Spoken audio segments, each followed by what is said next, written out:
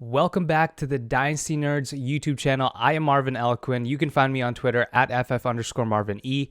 And for this video, we're going to change it up a little bit. We're not just going to focus on one position group or one group of players. We're going to focus on a specific metric called weighted opportunity rating. So in this video, we're going to talk about what that metric is, why it matters, and some of the receivers that graded highly in this metric and what that means for fantasy going forward.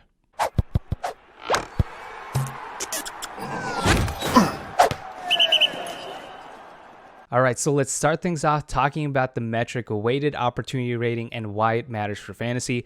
First off, this metric was popularized by Josh Hermsmeyer, and it is essentially a volume metric that combines air yards and target market share into one holistic number.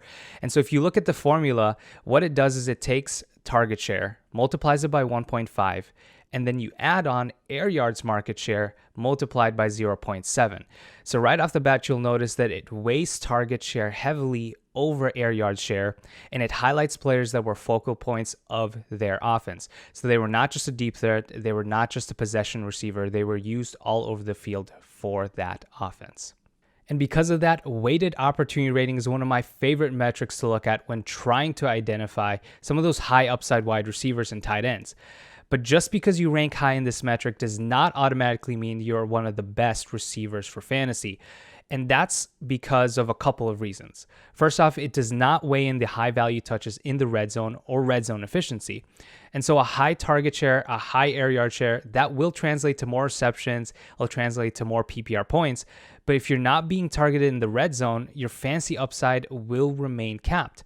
And that's essentially what separates the middling wide receivers that are receiving volume and those high volume elite tier wide receivers. It's that involvement in the red zone and those touchdown numbers.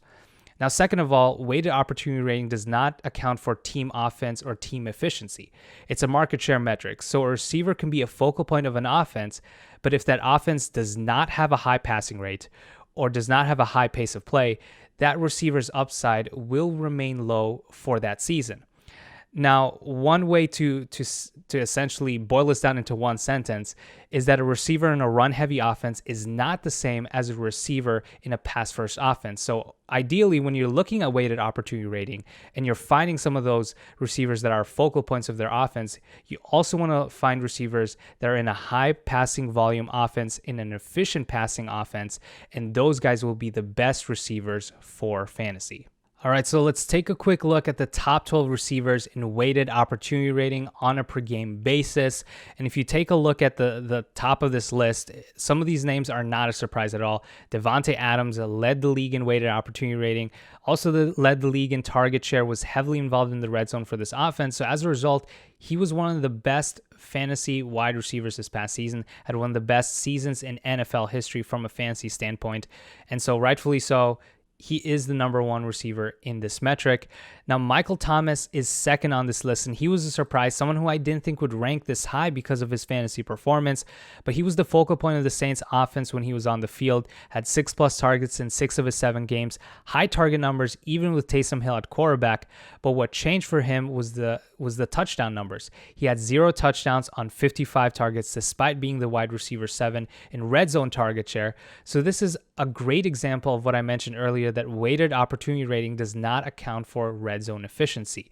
And so Michael Thomas is actually a great player to target because he will likely regress in his touchdown numbers. If he receives this volume again, I assume he'll score some touchdowns next year, and he could be right back into that conversation as a top 12 wide receiver after a slight down year this past season in 2020. So going down this list, you have Stephon Diggs at 3rd, Terry McLaurin at 4th, DeAndre Hopkins at 5th, you have Calvin Ridley, DJ Moore, and then it's Marquise Brown that really surprised me because I did not expect to see him this high on this list considering his fantasy production last season, but he was a focal point of that offense. He ranked wide receiver 6 in air yard share, so of course he was heavily involved in that offense, but once again this shows that this metric does not account for the team efficiency or the team pace of play, where the Ravens ranked at the very bottom in passing rate, was one of the worst teams in pace of play. And so as a result, even though Marquise Brown saw the volume,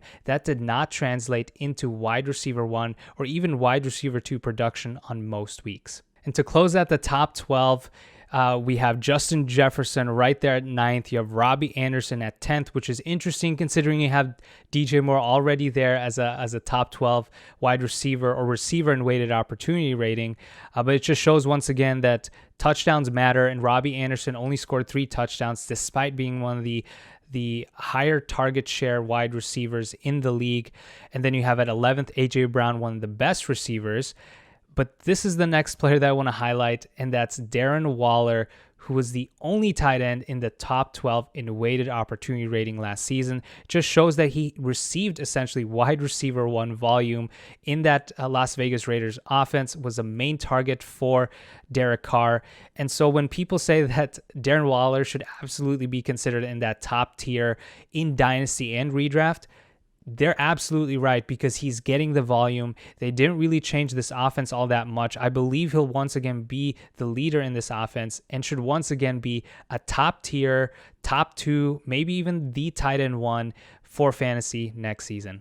All right, thank you guys so much for tuning in. Hopefully you guys enjoyed this slightly different video highlighting weighted opportunity rating.